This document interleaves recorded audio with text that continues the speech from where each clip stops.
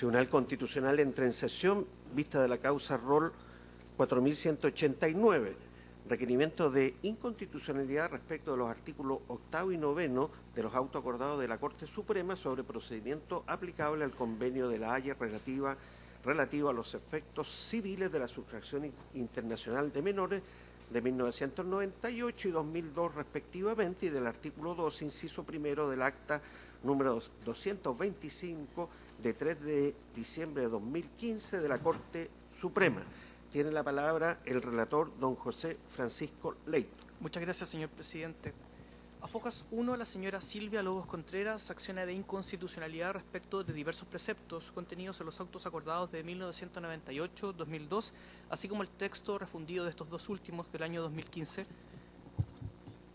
sobre procedimiento aplicable al convenio de la Haya relativo a los efectos civiles del secuestro internacional de menores dictados todos por la Corte Suprema.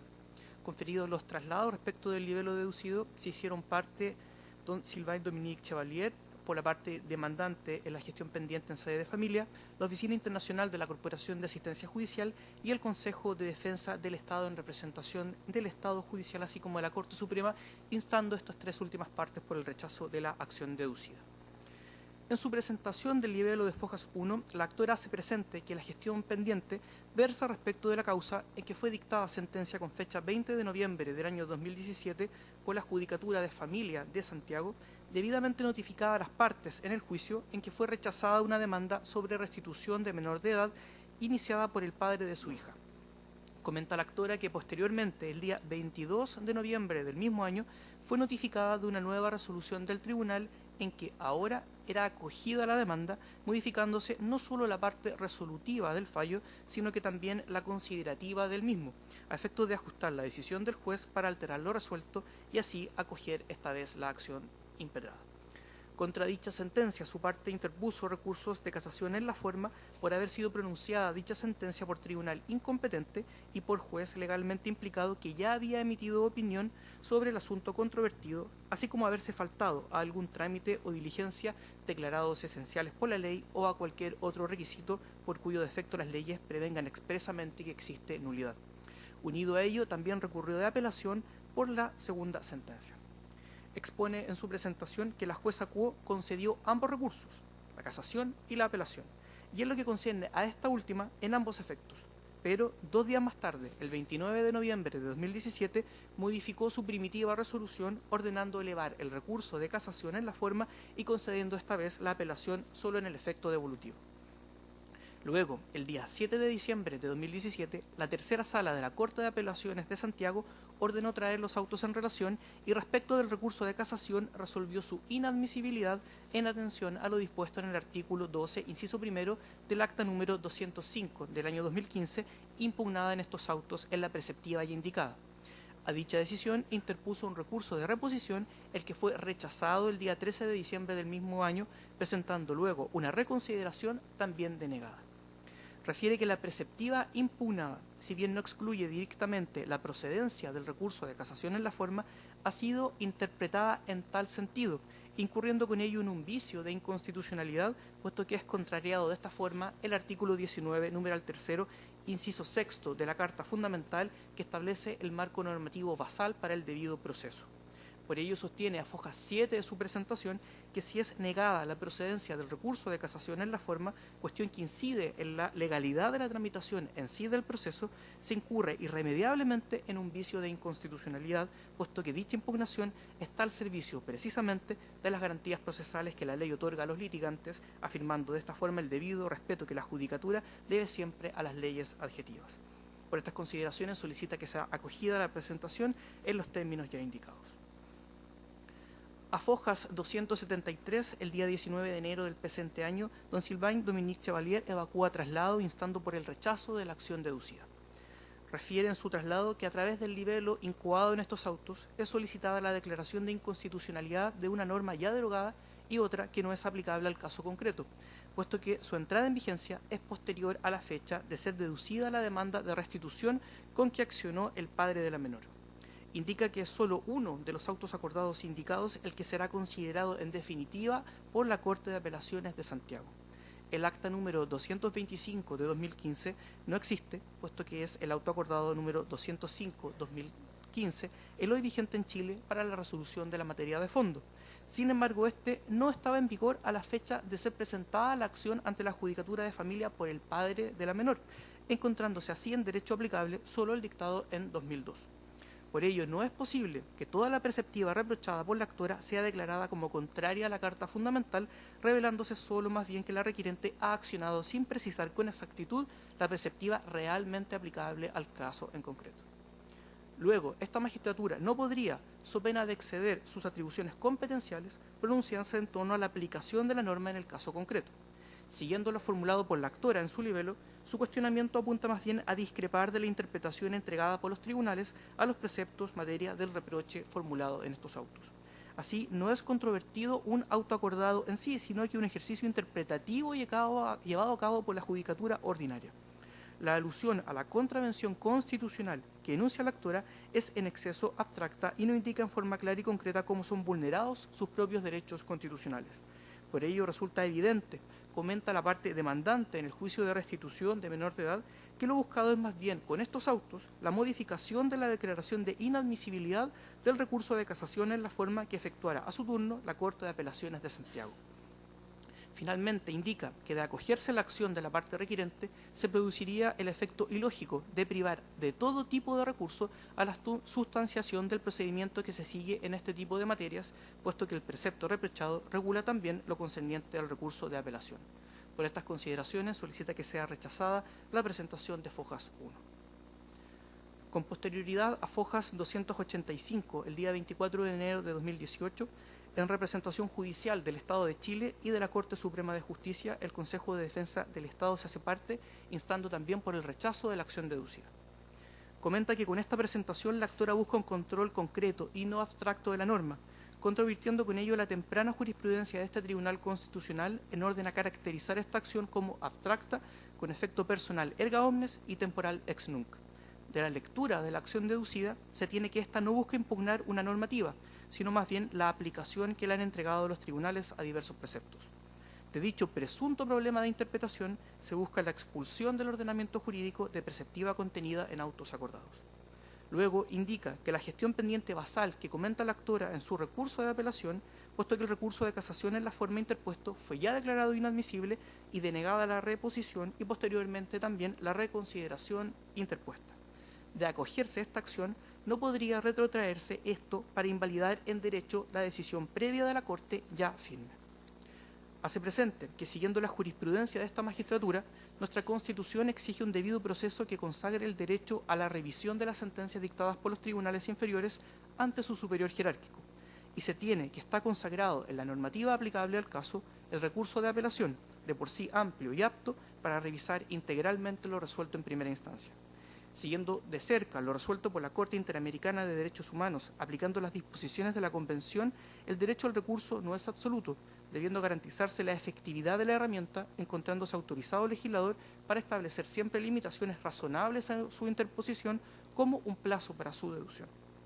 Unido a lo expuesto, luego de revisar los caracteres generales que guían el Convenio de la Haya sobre aspectos civiles del secuestro internacional de menores, se tiene que el retorno inmediato del niño, niña o adolescente a su lugar de residencia es necesario para el cumplimiento de los fines del convenio, con procedimientos que sean siempre adecuados a tal efecto, por lo que los contratantes del mismo deben recurrir, para el debido cumplimiento de sus disposiciones, a los procedimientos más rápidos que existan en la legislación doméstica.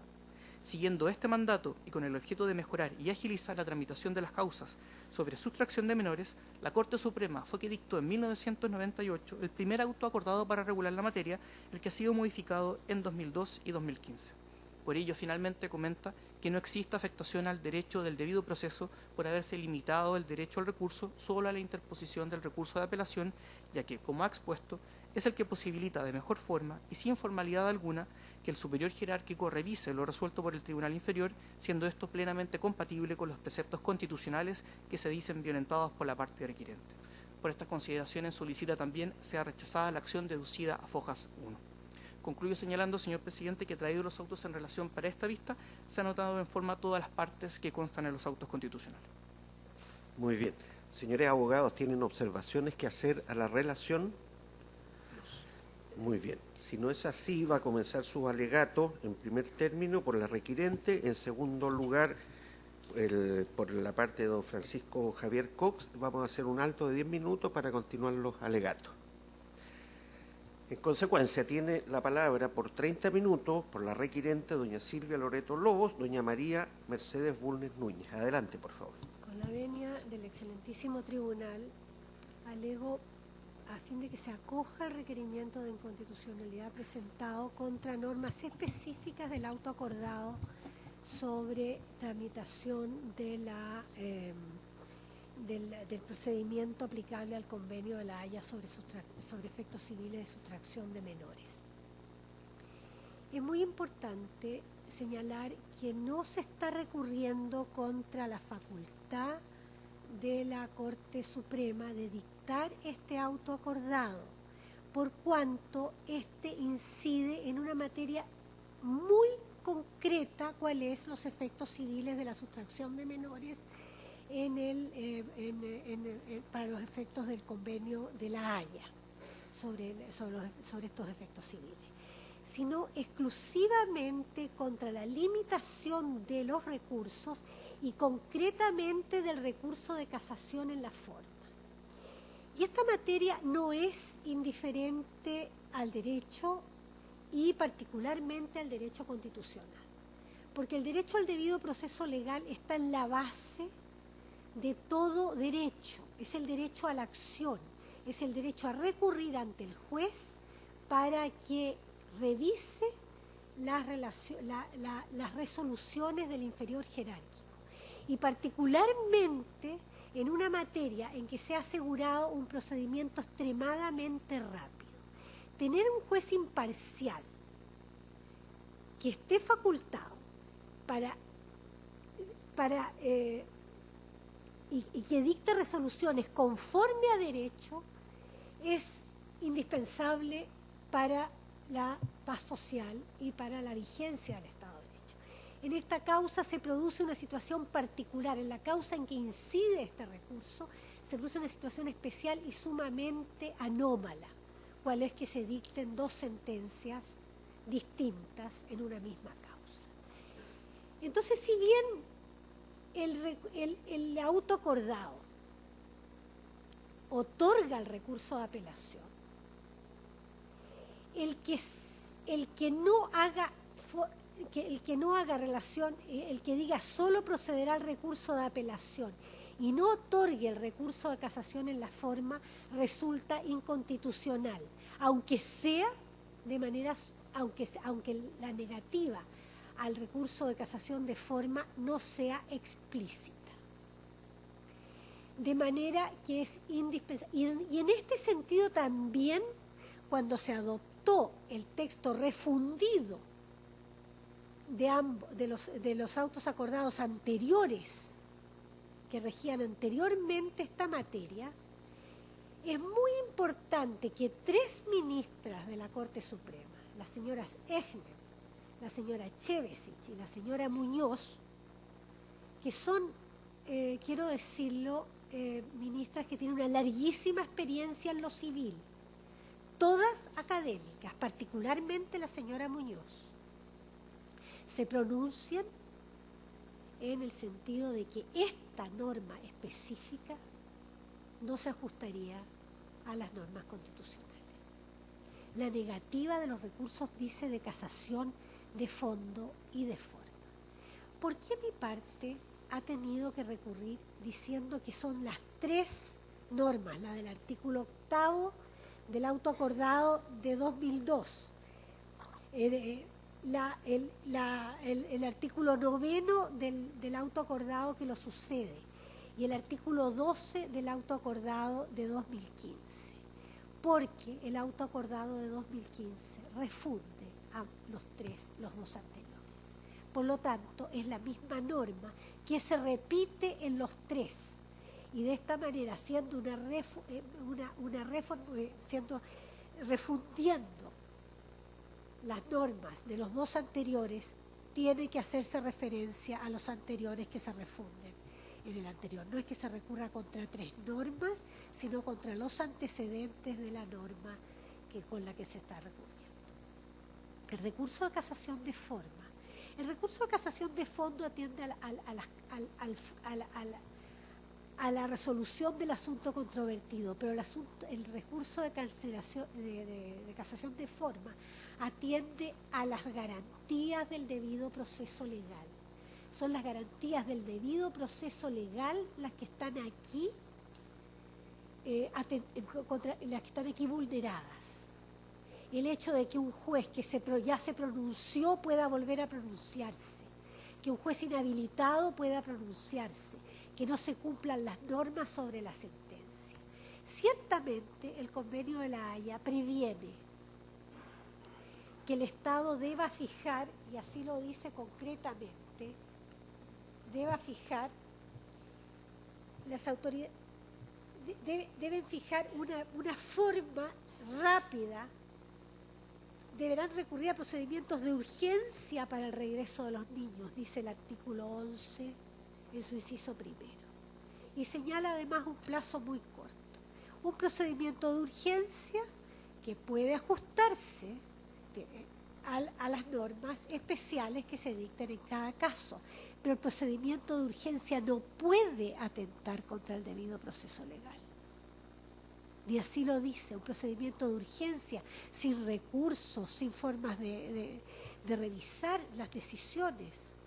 No puede establecerse un procedimiento de urgencia que no se atenga a las normas del debido proceso. La ley de procedimientos de familia, la ley 19.968, establece también un procedimiento rápido, que se hace más rápido en el auto acordado, porque establece el procedimiento de la ley de tribunales de familia establece audiencia preparatoria y audiencia de juicio. El procedimiento del auto acordado establece una sola audiencia, pero es hasta toda la modificación que establece. Y en el sistema recursivo no puede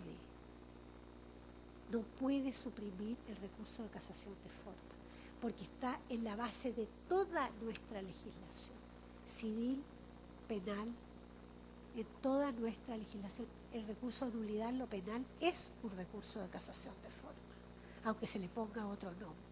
Siempre atenta contra las formas, va a discutir la forma en que se produjo la sentencia. La apelación, que está negada en el procedimiento penal, salvo en casos muy específicos, está concedida la casación de forma a través del recurso de nulidad.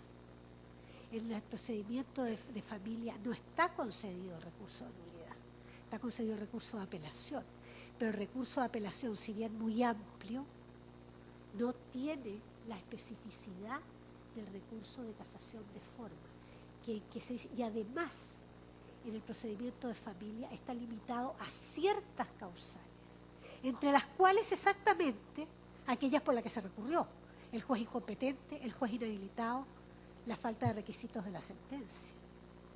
Es un caso particularmente odioso, pero no se trata aquí de hablar del caso odioso no en un sentido de lo que pasó entre los padres, entre los progenitores respecto a esta niña, odioso respecto de la actuación del tribunal. Y eso es lo que hace que mi parte recurra en un requerimiento de inconstitucionalidad, porque es particularmente odioso respecto de la conducta del tribunal, absolutamente incomprensible para mi parte. Y no es del caso, aunque lo puedo decir de pasada, que haya un recurso, naturalmente, una queja disciplinaria contra la actuación del juez. Pero es que no estamos hablando de la actuación del juez, sino de qué es lo que pasa con la sentencia. Y la sentencia debe ser recurrible de casación de forma por las causales por las que se recurrió. Entonces, negar la casación de forma a través del auto acordado cuando ocurran, porque pueden ocurrir no solo en este caso, sino en cualquier otro caso, una situación tan brutal como la que ha ocurrido en este caso, significa que la norma es inconstitucional. La norma que niega el recurso de casación de forma contra la sentencia que se pronuncie en estos casos es propiamente una norma que atenta contra el debido proceso legal y contra la norma del artículo 19 del, del artículo 19, número 3 de nuestra Constitución Política. He dicho, y es particularmente interesante, que las normas del debido proceso legal aseguran a las partes, aseguran a los ciudadanos el derecho a la justicia. En esto estoy plagiando un dicho, o estoy repitiendo, o estoy citando la expresión del distinguidísimo internacionalista don René Cassin cuando se discutió la Declaración de Derechos Humanos en los años 49 en las Naciones Unidas. Cuando se discutieron los derechos procesales, el profesor Cassin, que representaba a Francia, dijo: este es un derecho fundamental, fundamentalísimo, porque es el derecho que asegura el derecho a la justicia, el derecho al respeto de todos los demás derechos.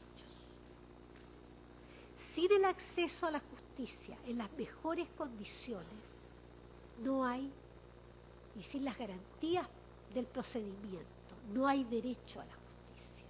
Puede haber una apariencia, pero no va a haber el derecho a la justicia.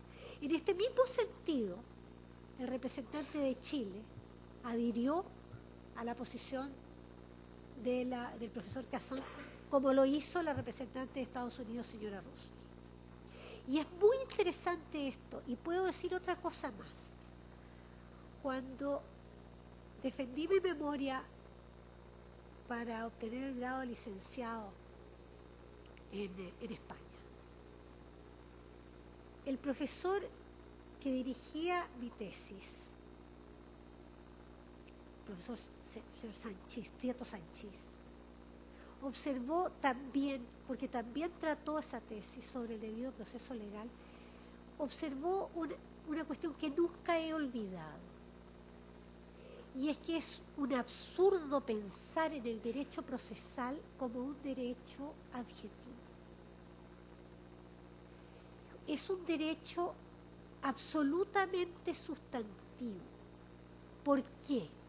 Porque refleja la idea de derecho, la idea, la convicción social de cómo se accede a la justicia, de cómo la justicia, como el poder del Estado que aplica el derecho, entiende que se debe acceder, y la limitación o la amplitud del acceso, la restricción o la amplitud de los recursos van a reflejar una convicción política y social sobre los derechos de los ciudadanos.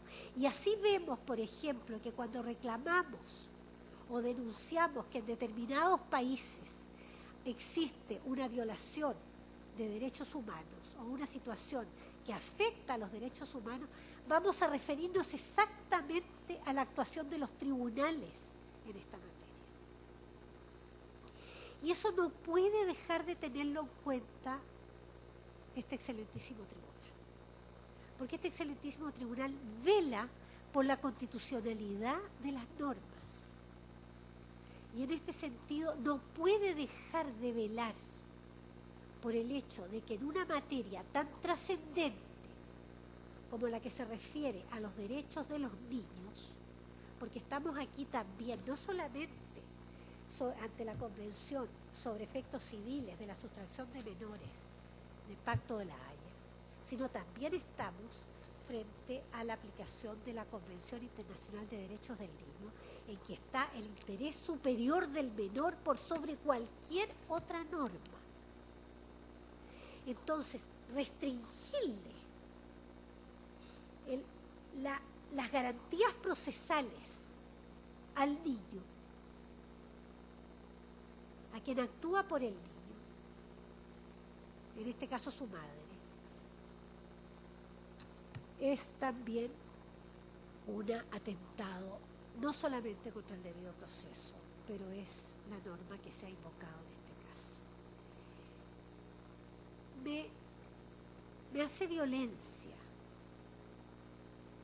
que no esté aquí la curadora ad litem designada para el niño. Y creo que eso es una falta de ella. Pero si estuviera la curadora del niño, que también pidió la nulidad de esta sentencia, pero no apeló contra ella y no dedujo recurso de casación, tendría que decir lo mismo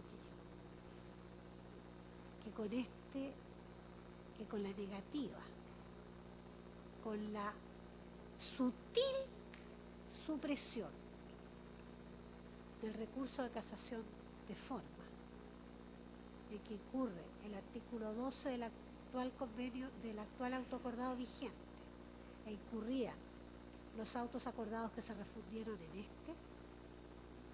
se está atentando también contra los derechos del niño y su derecho al debido proceso legal. Y esto es una materia que es importante. Debo decir que esta sentencia fue considerada nula, no solamente por mi parte, que recurrió a casación de forma, sino por la autoridad central de la Corporación de Asistencia Judicial, que es la autoridad que está encargada del cumplimiento de este convenio,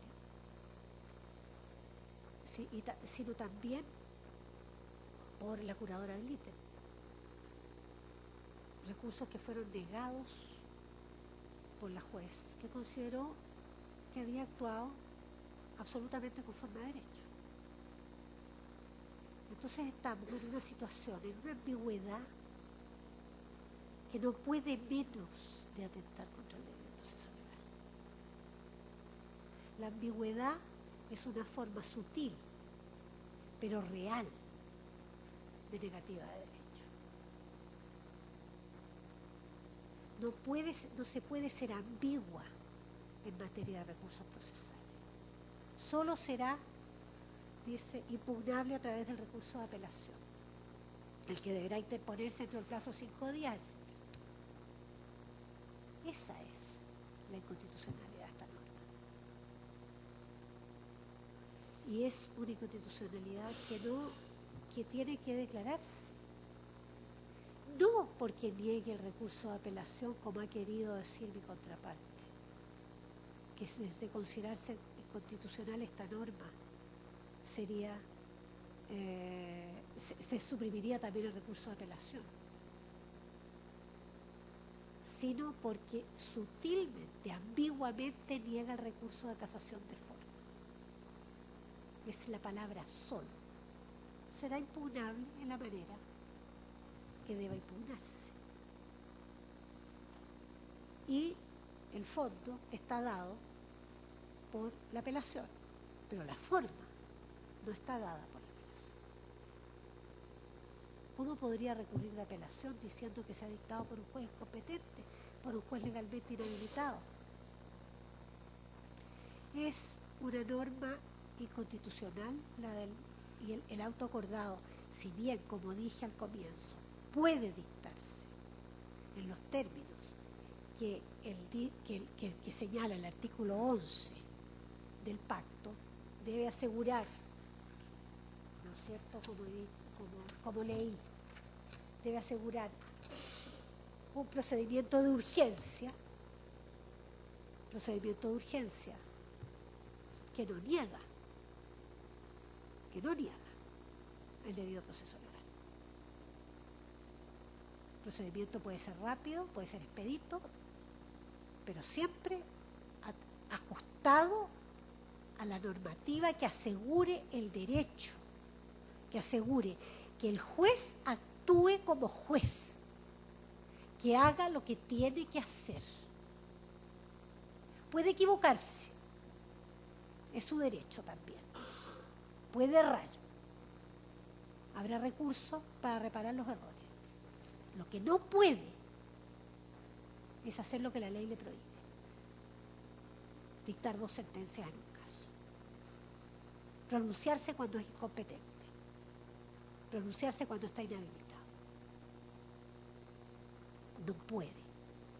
Y eso pues debe atacarse exclusivamente con el recurso de casación. No exclusivamente, principalmente con el recurso de casación de forma. ¿Qué va a pasar probablemente en este juicio? Pero lo probable no es más que lo probable, que la Corte va a tener que anular de oficio. Porque es así.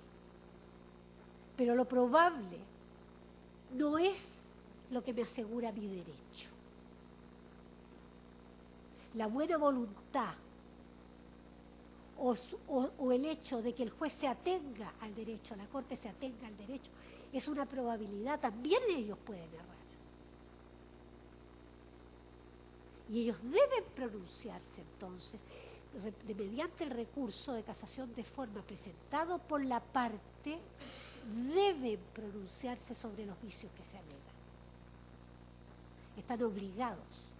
Aunque recurran de oficio, como acabo de ver una sentencia de la Corte Suprema en que de oficio, conociendo de un recurso de casación de fondo, la Corte Suprema anuló una sentencia porque había dos sentencias en la causa, también de familia. Un veredicto que el juez estimó que no era sentencia, pese a que lo diga la ley que sí es sentencia, y una sentencia contraria al veredicto. La Corte Suprema actuó de oficio. Pero, ¿por qué mi parte debe estar obligado a esperar que el juez actúe de oficio? No puedo esperar eso. No puedo esperar la probabilidad. Tengo que asegurar, y la ley tiene que asegurarme el derecho. Nunca la buena voluntad. Mi parte no le ha quedado más remedio que recurrir de inconstitucionalidad por exactamente presentar un requerimiento de inconstitucionalidad en esta materia. Porque la norma del auto acordado, como ya he repetido hasta casi la majadería, es inconstitucional porque me niega un recurso de forma, un recurso que atenta contra la imparcialidad del juez, contra la forma en que el juez debe proceder cuando resuelve una situación. Y por eso también, aunque brevemente, he hecho alusión a lo que pasó en este juicio, en que se dictaron dos sentencias contradictorias con 2 días de diferencia. Y contradictorias no solo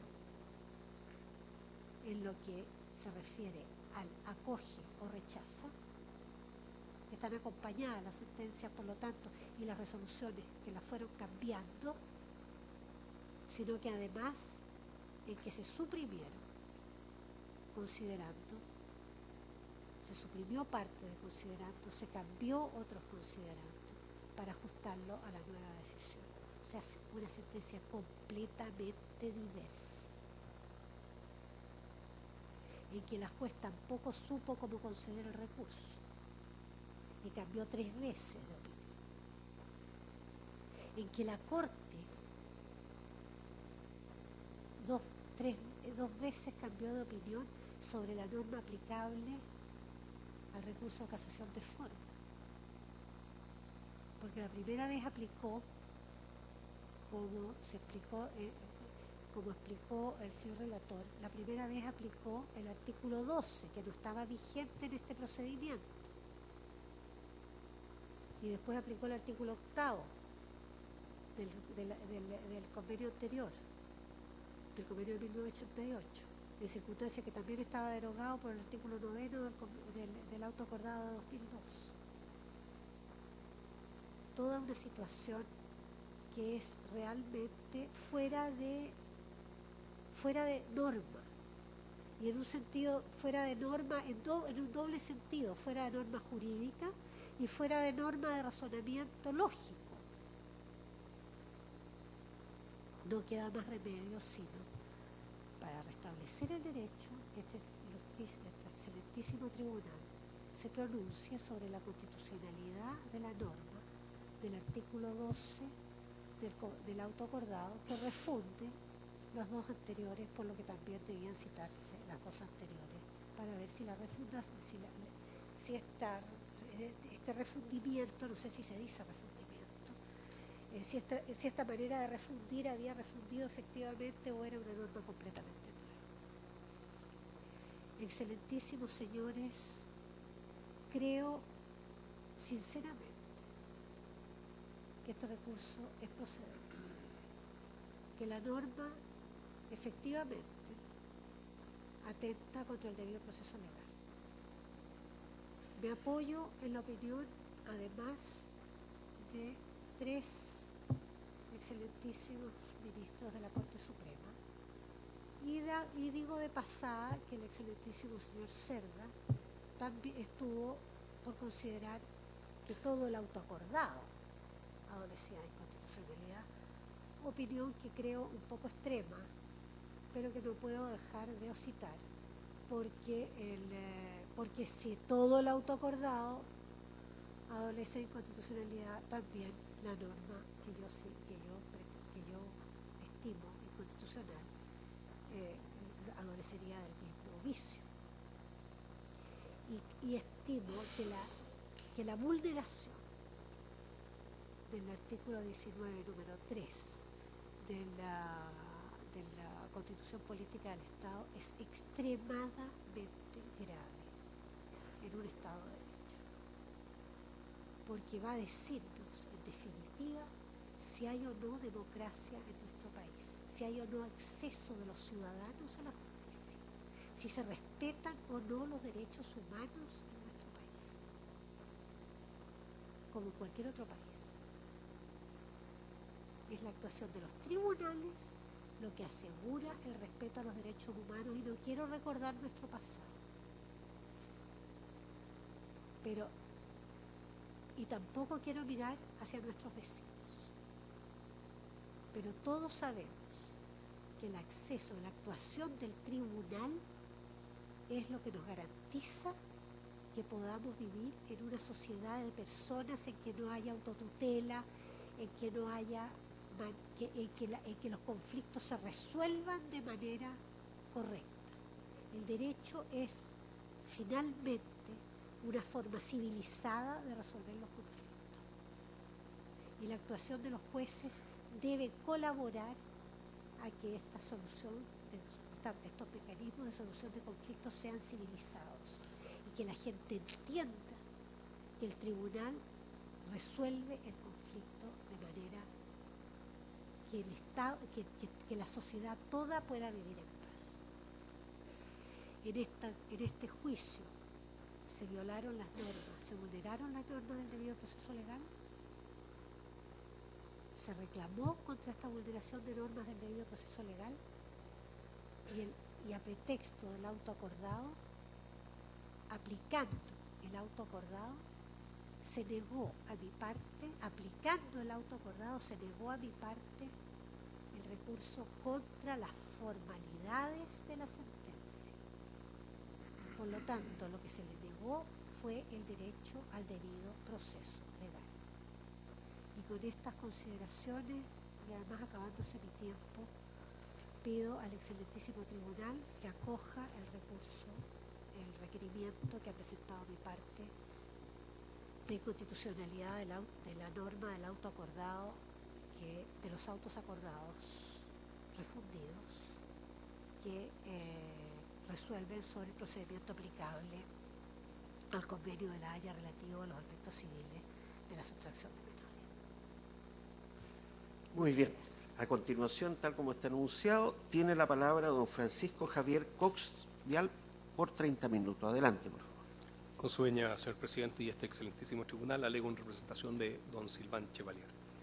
Excelentísimo tribunal, esta parte entiende que uno de los hitos fundamentales de cualquier procedimiento es cuando se traba la litis entre las partes. Y si alguien ha visto afectado su debido proceso en estos estrados, ha sido mi parte. Porque entiendo que la litis se trabó con la presentación del requerimiento y con las contestaciones que hicieron las distintas partes interesadas en este requerimiento. Y veo que mi distinguida contradictora ha cambiado la petición. Es decir, ha intentado cambiar su requerimiento en estrado. Y me limito a leer el petitorio de aquel requerimiento. El petitorio dice: Por tanto, no voy a leer las disposiciones con su venia, señor presidente. Ruego a usía excelentísima se sirva tener por interpuesto requerimiento por inconstitucionalidad respecto de el artículo 8º del auto acordado de la excelentísima Suprema sobre procedimientos aplicables al convenio de La Haya relativo a los efectos civiles de la sustracción internacional de menores de 3 de noviembre de 1998, el artículo 9º del auto acordado de la excelentísima Corte Suprema sobre procedimiento aplicable al convenio de La Haya relativo a los efectos civiles de la sustracción internacional de menores de 17 de mayo del 2002 y del artículo 12, inciso primero, del acta 225, insisto, es el acta 205 del año 2005, de 3 de diciembre del 15 de la excelentísima Suprema, que modifica, etc. Es decir, ese es el petitorio. No hay ninguna referencia en su requerimiento a que se esté recurriendo contra el artículo 12 en cuanto refunde los otros artículos.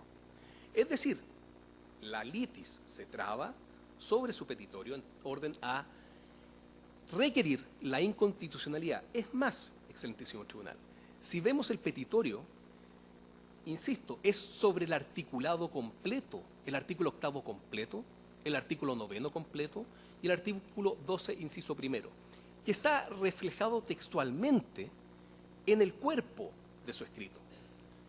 Entonces no es que yo sea un formalista y que solo me remito a leer el petitorio, sino que leo el cuerpo también. Y en el cuerpo, nuevamente, se señala y se solicita la inconstitucionalidad de todas estas normas.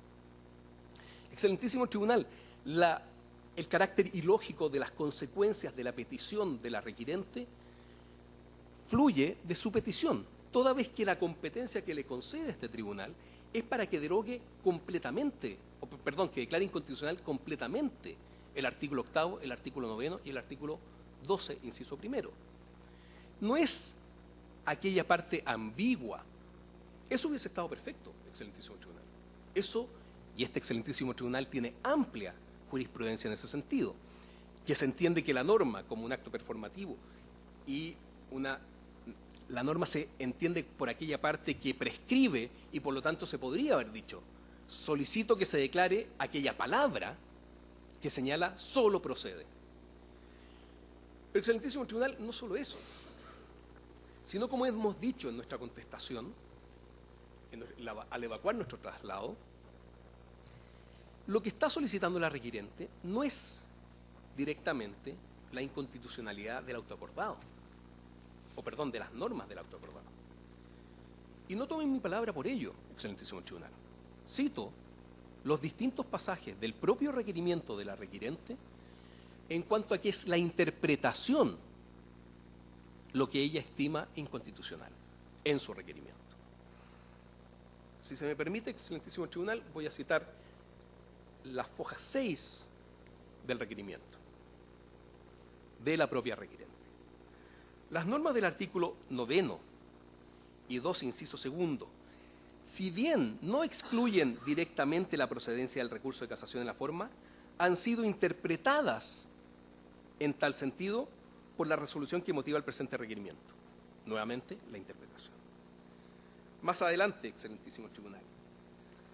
Es decir, si bien de acuerdo a la redacción actual del artículo 12 del auto acordado no se excluye de manera expresa el recurso de casación de forma en contra de la sentencia de primera instancia, siendo la única norma que prohíbe expresamente la del artículo 8º del auto acordado de 1998, derogada y reemplazada por el artículo 9º del artículo de aquel de 2002, la interpretación judicial que permiten tales normas y que de hecho se ha efectuado en la causa en que incide este requerimiento, las tornan inconstitucional. Por último, excelentísimo tribunal, si bien el artículo 12, incisos primero del acta de 2005, acta 2005 del 2015, al igual que el artículo 9º del autoacordado del 17 de mayo del 2002, no se refieren específicamente a la procedencia del recurso de casación en la forma respecto a la sentencia de primera instancia, devienen inconstitucional que dicho recurso no sea habilitado por una interpretación que decide aplicar en tal sentido las normas impugnadas. Por lo tanto, excelentísimo tribunal, Lo que mi distinguida contradictora considera inconstitucional no es el auto acordado en sí, o las normas que ella considera y cita en su requerimiento, sino que es la interpretación. Y bien sabemos, excelentísimo tribunal, que jurisprudencia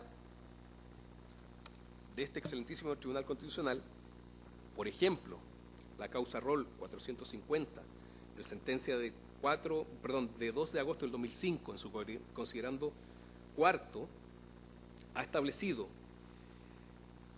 respecto a este punto, este excelentísimo tribunal ha señalado que no le corresponde abocarse al conocimiento. Cito textualmente entonces: la misión del tribunal consiste en efectuar una confrontación abstracta de normas para constatar si vulneran la Constitución o si están de acuerdo con ellas. Por eso, y de manera alguna, le incumbe hacerse cargo de la interpretación dada a una determinada norma integrante de nuestro ordenamiento positivo, ya sea que dicha interpretación emane de tribunales de la justicia ordinaria o de la administración del Estado.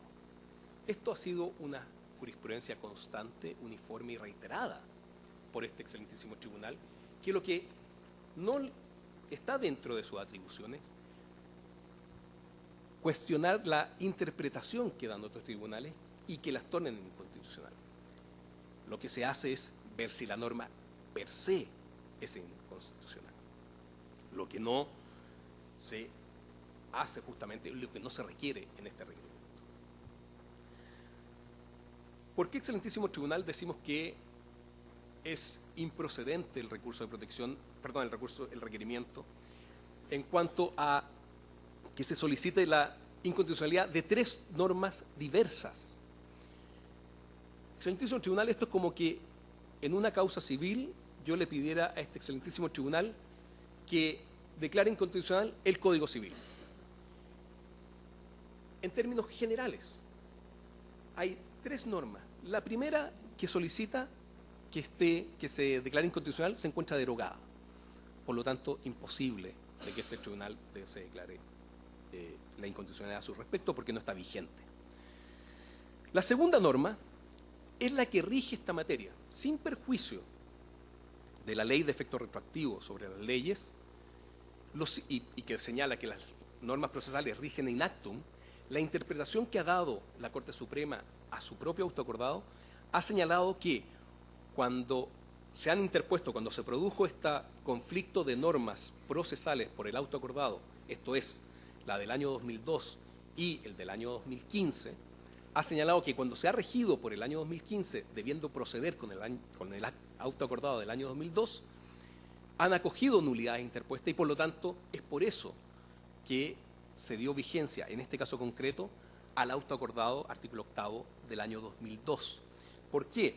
Porque nosotros interpusimos, excelentísimo tribunal, y aprovecho de decir que pese a que el artículo 11 de la Convención de la Haya sobre sustracción internacional, aspectos civiles de sustracción internacional de menores, establece un plazo de 6 semanas para resolver estos casos, 6 semanas.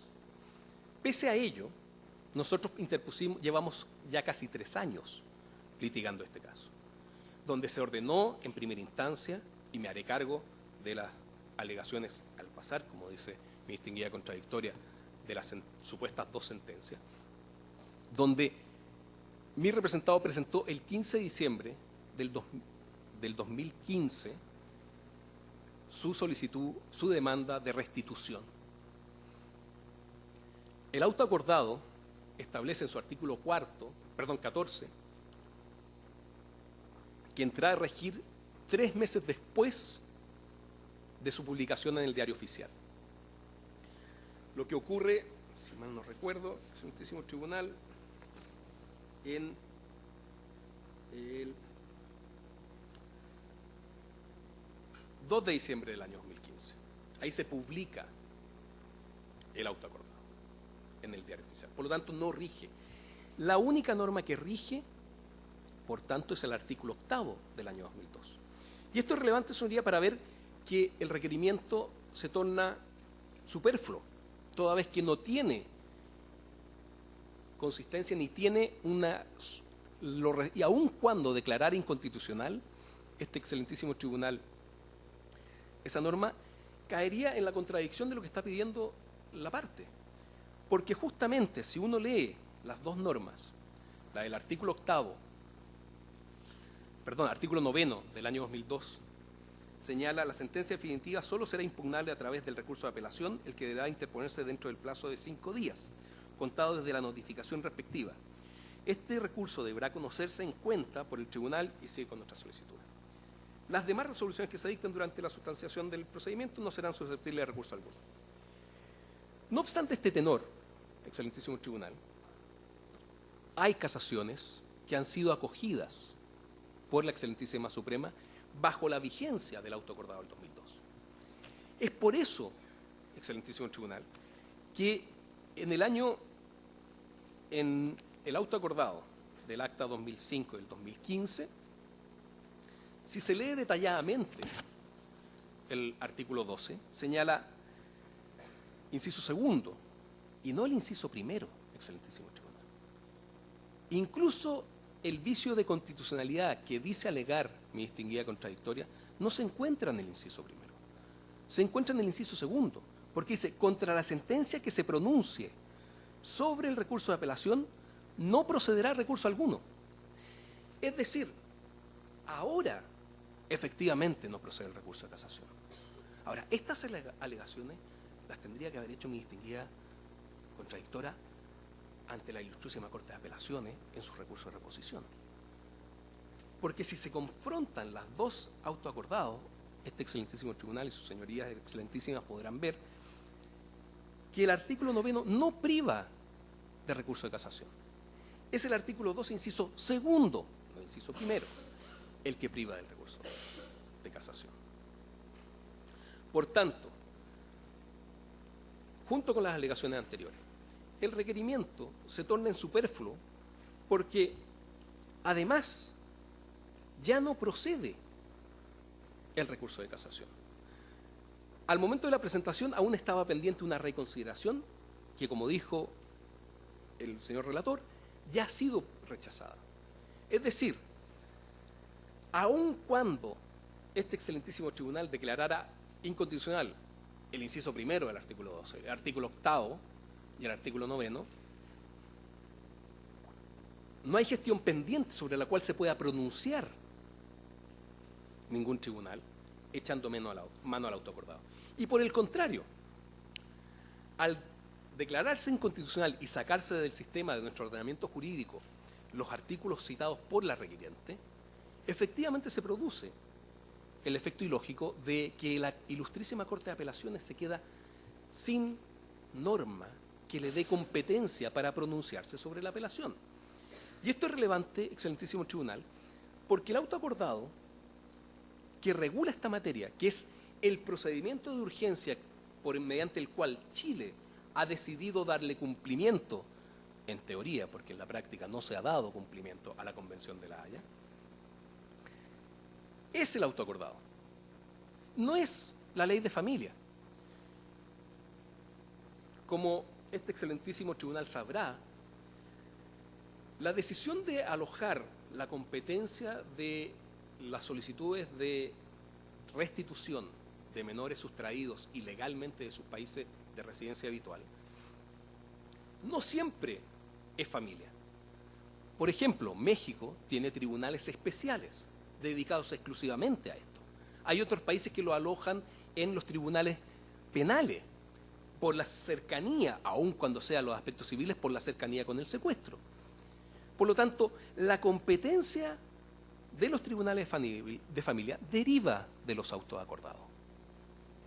De manera tal que al sacar del sistema las normas que conceden el recurso de apelación, la Ilustrísima Corte de Apelaciones de Santiago se quedaría sin norma de competencia para pronunciarse sobre la apelación, produciéndose claramente un efecto no deseado y bastante ilógico, aún a los intereses de mi distinguida contradictoria. Me parece fantástico porque con eso quedó con una sentencia firme de primera instancia que concede y determina la restitución de la moneda. Excelentísimo tribunal, asimismo consideramos que el requerimiento, y lo digo con mucho respeto, tampoco los alegatos frente a este excelentísimo tribunal, dan cuenta, más allá de una tautología, de qué forma la privación del recurso de casación deviene en una violación al debido proceso. La mera invocación de el debido proceso, que todos coincidimos es fundamental, no satisface la exigencia de nuestro constituyente de decir de qué forma se viola el debido proceso. La mera invocación no lo hace. Y por el contrario, la concesión de un recurso de hecho y derecho parece sí satisfacer el debido proceso y las exigencias del debido proceso. Por consiguiente, excelentísimo tribunal, consideramos que no se cumplen con los requisitos para acoger y adoptar una medida tan drástica como es declarar inconstitucional una norma que regula día a día las solicitudes de restitución que se presentan en nuestro ordenamiento jurídico. Excelentísimo tribunal, quisiera dedicar solamente unos minutos, usaré menos tiempo del que me anoté, para hacerme cargo de esta referencia a que hay dos sentencias. Excelentísimo tribunal, a lo que echó mano a la norma que empleó la jueza de familia es el artículo 182 del Código de Procedimientos Civiles, toda vez que si uno lee la sentencia en su totalidad, se da cuenta que efectivamente los considerandos próximos a la resolución y a la determinación de la sentencia dan cuenta que no se va a tomar en cuenta la opinión de la menor, que la menor fue sustraída ilegalmente, que su residencia habitual se encontraba en México y que, por lo tanto, cualquier lector hubiera dicho se va a conceder la demanda. Paradójicamente, en la notificación, y perdón que sea tan pedestre, pero la página, el por tanto y la parte resolutiva de la sentencia está en una página distinta a los considerandos. Y se concede, y se rechaza la demanda. La demanda es la que solicita la restitución, nuestra demanda. Por consiguiente, lo que se hace es enmendar aquellos errores. Pero no es que se dicte una nueva resolución. El considerando que se refiere que cambia es el considerando 10º, donde se toma en cuenta, y más bien es la transcripción textual de la consejera técnica, quien estaba por rechazar la demanda, porque la niña quiere quedarse en Chile. Sin embargo, excelentísimo tribunal, la niña lleva 2 años viviendo en Chile. La niña fue sacada ilegalmente, no obstante, están los pasaportes retenidos. Fue sacada, excelentísimo tribunal, por la frontera de Guatemala con México. Esa es una de las fronteras más peligrosas del mundo, donde su paso está controlado por el cartel de los Zetas. Es por ahí donde la saca. Y llega a Chile con un carnet de identidad desde Guatemala.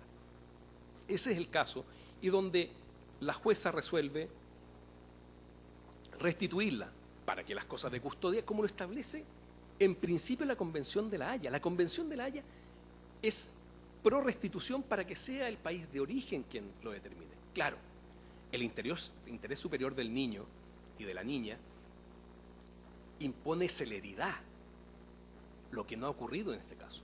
¿Por qué impone celeridad? Uno, para que la niña no siga sufriendo estos cambios, pero segundo, para que sea el derecho el que resuelva el tema, y no las situaciones de hecho, que una de las partes se beneficie de haber sustraído y demorar el procedimiento interno, lo que hace es intentar consolidar una situación de hecho ilegal, y por lo tanto es ese la premura y la urgencia que la Convención de La Haya quiere transmitirle a los Estados partes para que restituyan prontamente. Lo que Chile no ha cumplido, paradójicamente, en días que hablamos de nuestras obligaciones de respetar los tratados internacionales, que Chile no ha cumplido toda vez que llevamos casi 2 años de litigio en los tribunales de familia, pendiente un recurso de apelación que estaba pronto a verse cuando fue interpuesto el recurso de el requerimiento de inconstitucionalidad y que suspendió el procedimiento, y por eso agradecemos a este excelentísimo tribunal que se haya agregado rápidamente a tabla para que se resuelva este caso. Es por todas estas consideraciones, excelentísimo tribunal, que respetuosamente solicitamos que se rechace el requerimiento con expresa condenación en consta. Muy bien, tal como estaba avisado, vamos a hacer un receso de 10 minutos.